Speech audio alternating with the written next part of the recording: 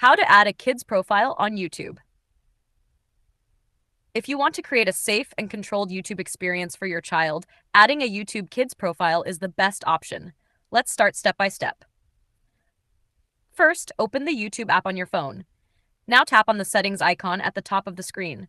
After tapping settings, select the Family Care option. Inside Family Care, tap on Add YouTube Kids profile. Now YouTube will start the setup process. Next, sign in with your parent Google account. If your child already has a Google account, select it.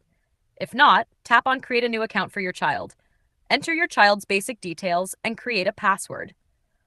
After that, choose the content level based on your child's age. You can select preschool, younger kids, older kids. Now review the parental control settings. You can turn search on or off, approve or block videos, control screen time, manage content recommendations. Once everything is set, tap Finish Setup. That's it. Your YouTube Kids profile has been successfully added. Important tips for parents. Always manage the account using your parent Google account. Regularly review your child's activity. Update content settings as your child grows.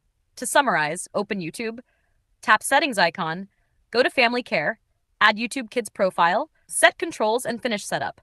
If this video helped you, like, subscribe, and stay connected for more safe and helpful tech tutorials.